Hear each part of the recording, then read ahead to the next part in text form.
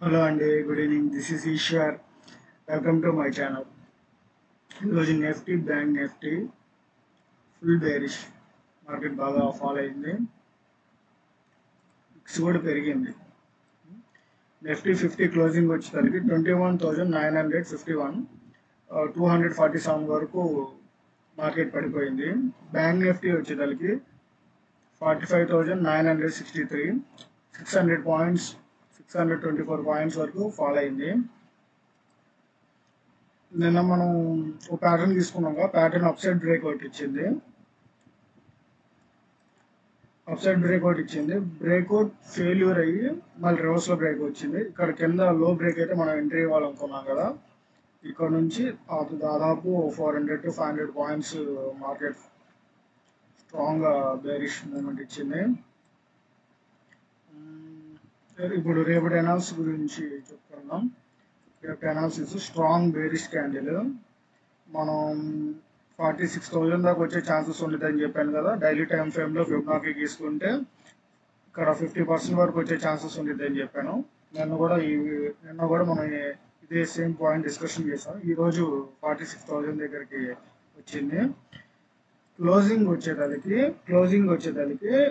45,900 దగ్గర క్లోజ్ ఇచ్చింది, అంటే రౌండ్ లెవెల్ కింద క్లోజింగ్ ఇచ్చింది. సో రేపు ఏమైందంటే, ఇప్పుడైనా రౌండ్ లెవెల్ కింద క్లోజింగ్ ఇచ్చిందంటే మార్కెట్ మూమెంట్ కంటిన్యూ అయ్యే ఛాన్సెస్ ఉంటుంది. చాలా ఎక్కువ ఉంటుంది. సో మనం ఏం చేద్దామంటే 2 వేస్ తీసుకున్నాం. ఫస్ట్ 3 వేస్ ఉన్నాయి. ఫస్ట్ ఫ్లాట్ ఓపెన్ అయినాయి, యూఎస్డే లో కానీ క్లోజ్ అయితే బేరిష్ మూమెంట్కి వెళ్ళిపోతాం. First point. ఒకవేళ గ్యాప్ అప్ ఓపెన్ అయితే మాత్రం అక్కడక్కడే మార్కెట్ రేంజ్ బౌండ్లో ఉండే ఛాన్సెస్ ఉంటుంది. గ్యాప్ డౌన్ ఓపెన్ అయితే మాత్రం మార్కెట్ రివర్స్ అయ్యి ఇక్కడ రెసిస్టెన్స్ తీసుకొని మళ్ళీ కిందకి వెళ్ళేటప్పుడు దీని కింద మనం ఎంట్రీ ఇస్తాం. మొత్తం 3. ఫస్ట్ గ్యాప్ అప్ ఓపెన్ అయితే మాత్రం సైడ్ వే వెళ్ళే ఛాన్సెస్ ఉంటుంది. ఒకవేళ గ్యాప్ అప్ ఓపెన్ అయ్యి ప్రొజెక్షన్ ఫామ్ అవుతూ లోయర్ లో ఫామ్ అవుతూ డేలో బ్రేక్ అయినా ఎంట్రీ ఇస్తాం. నెంబర్ 1. నెంబర్ 2 ఏంటంటే సైడ్ వే ఓపెన్ అయితే మాత్రం యూఎస్డే లో బ్రేక్ అయితే సెల్లింగ్.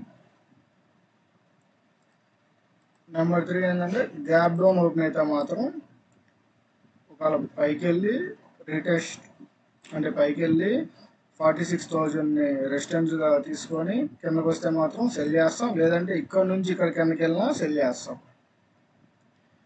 ఇది బ్యాంక్ నిఫ్టీ అనాలిసిస్ అండి. నిఫ్టీ గురించి చెప్పుకుందాం.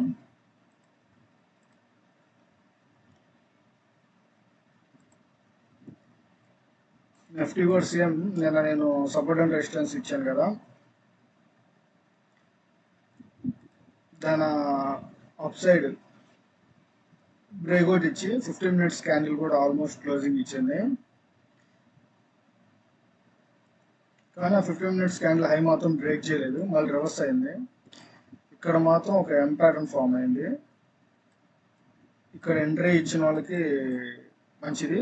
అలాగే నిన్న నేను చెప్పాను కదా, దీని లోగన్ బ్రేక్, ఈ లైన్ లోగన్ బ్రేక్ అయితే మళ్ళీ మీకు మూమెంట్ వస్తుందని సేమ్ మూమెంట్ వచ్చేసింది. చూడండి, ఈ రోజు ఇది మనం ఇప్పుడు రేపటి అనాలిసిస్ గురించి చెప్పుకున్నాం.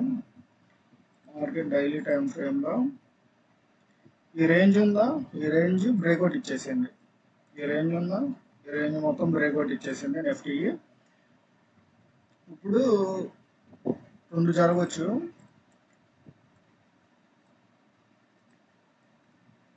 ఫస్ట్ గ్యాప్ డౌన్ ఓపెన్ అయితే మాత్రం పైకి వచ్చి రివర్సల్ అయితే సెల్ చేస్తాం. ఫ్లాట్ ఓపెన్ అయితే మాత్రం యూఎస్డే లో బ్రేక్ అయితే సెల్ చేస్తాం. గ్యాప్ అప్ ఓపెన్ అయితే మాత్రం మ్యాక్సిమం సైడ్ వేస్ ఉండే ఛాన్సెస్ ఉంటుంది.